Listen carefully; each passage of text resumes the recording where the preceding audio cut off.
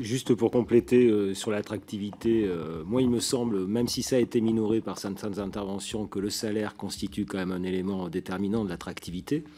Mais vous avez raison, c'est pas le seul. Les conditions de travail sont importantes. Alors, je les réduirai pas à des problèmes de sécurité qui peuvent concerner certains établissements, mais quand même, je tiens à le dire ici, dans la plupart des établissements en France, il n'y a pas de problème de sécurité.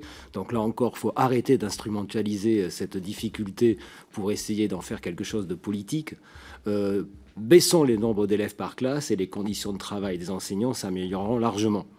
Je voudrais dire un mot également par rapport aux mutations qui sont souvent bloqués, qui se font de façon invisible et qui sont aussi un frein au final au fait que des collègues puissent vouloir continuer.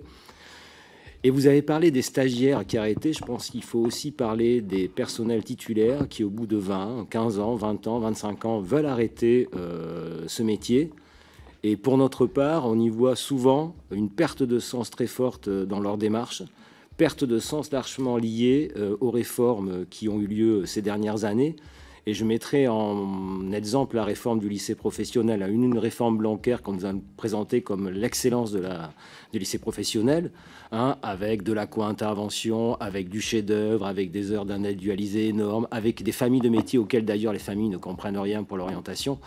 Force est de constater que là, on nous fait notre réforme dans la foulée, où on détricote ce qui a été fait avant, tout en conservant certains dispositifs, et dont les enseignants finissent par enseigner tout et n'importe quoi à part leur discipline. Et cette attaque sur les heures disciplinaires qui a lieu depuis plusieurs années contribue à une perte de sens très forte chez les enseignants et à se poser la question, mais à quoi je sers si j'enseigne plus la discipline pour laquelle j'ai été formé? Et concernant les investissements, alors je détournerai un petit peu la question par rapport à la carte des formations.